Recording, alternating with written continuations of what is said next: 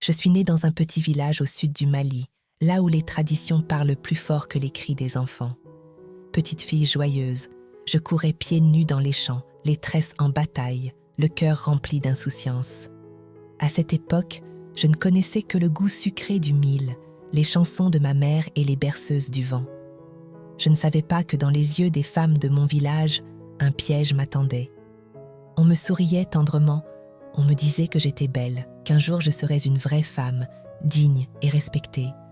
Mais derrière ces mots doux se cachait un secret sanglant que personne n'osait nommer. Je n'avais que 4 ans lorsque ma vie a été marquée à jamais. Une matinée où le soleil semblait ordinaire mais où tout s'est brisé. Elles sont venues me chercher en chantant. On m'a dit que j'allais à une fête, que je devais être courageuse, que toutes les femmes y étaient repassées. Je me suis laissée faire, confiante. On m'a emmenée dans une case sombre, avec une vieille que je ne connaissais pas. L'odeur de feuilles, de sueur, de sang. Je m'en souviens encore. Elles m'ont tenue, m'ont écartée.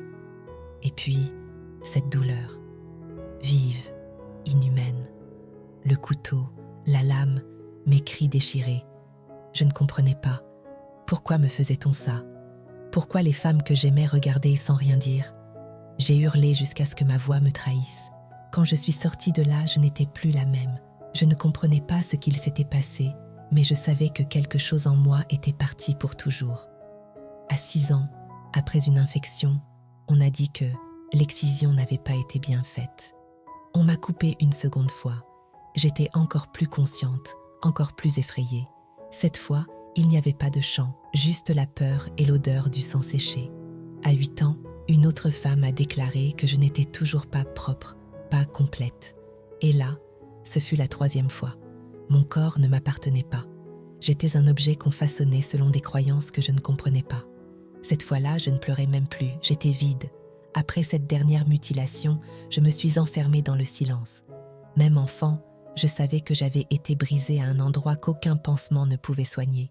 J'ai grandi avec cette douleur enfouie, invisible mais vivante. À l'école, je riais avec les autres, mais je n'étais pas comme elles. J'avais peur de courir trop vite, peur de tomber. Je redoutais les toilettes, j'étais différente. Et quand une fille parlait de son corps, je baissais les yeux. Je ne connaissais plus le mien. Ma mère ne parlait jamais de ce qu'on m'avait fait. Quand je tentais d'aborder le sujet, elle répondait « C'est pour ton bien, tu nous remercieras plus tard ». Mais je ne voyais que la peur dans ses yeux, la soumission derrière ses mots. Elle aussi, on lui avait volé son corps. J'ai appris à faire semblant, à sourire, à cacher, jusqu'à ce que la femme que je devenais se réveille avec la douleur de la petite fille enchaînée. À 22 ans, j'ai rencontré Moussa. Il n'était pas parfait, mais il était bon. Pour la première fois, je sentais qu'un homme m'aimait pour ce que j'étais, pas pour ce que je devais représenter. Il m'a demandé ma main sans exigence. J'ai dit oui, les larmes aux yeux. La nuit de noces, j'ai tremblé comme une enfant. La peur de revivre l'intrusion, l'humiliation, la souffrance. Quand il m'a touchée, doucement, j'ai pleuré. Pas de douleur, pas encore. Juste la honte de ne pas pouvoir lui offrir un corps normal. Il ne comprenait pas. J'essayais de lui expliquer, mais comment parler de quelque chose qu'on t'a appris à taire? Il a été patient. Mais même la patience a ses limites. Les mois passaient et notre intimité devenait un mur entre nous. J'avais mal, chaque fois, physiquement, moralement. Ce n'était pas du désir, c'était du supplice. Je me préparais comme à un combat à chaque étreinte, et lui se sentait rejeté, mais je l'aimais. Je voulais le rendre heureux. Alors j'ai enduré, je me suis forcée, jusqu'à me sentir étrangère à mon propre corps. Je voulais qu'il comprenne, mais lui voyait une femme froide, distante. Il ne voyait pas mes cicatrices invisibles. Malgré tout, on a eu 2 enfants. Par miracle, 2 rayons de soleil dans un ciel noir. Mais même la maternité n'a pas effacé les douleurs, les déchirures, les opérations, les complications. Mon corps criait, mais personne ne l'entendait. Notre amour s'est étiolé. Moussa devenait silencieux, distant. Il ne me regardait plus comme avant. Je savais pourquoi. Il ne me le disait pas, mais je sentais dans son regard une forme de déception, d'incompréhension. Un jour, il a lâché « Tu n'es pas heureuse, et moi non plus ». Il ne m'a pas quittée, mais il a mis une distance entre nous. Plus de tendresse, plus de désir, juste une cohabitation. Et moi, je survivais pour mes enfants. Je me suis souvent demandé, et si on ne m'avait jamais touchée? Et si j'avais pu l'aimer librement, sans douleur, sans peur? Peut-être qu'on aurait pu être heureux. Pendant des années, je n'ai rien dit, à personne. J'avais honte, honte de ne pas fonctionner, honte d'être brisée, honte d'être cette femme que je ne reconnaissais plus.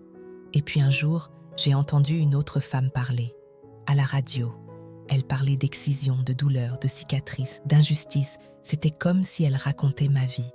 Ce jour-là, j'ai pleuré comme jamais. Et j'ai compris que je n'étais pas seule, que mon histoire valait d'être entendue.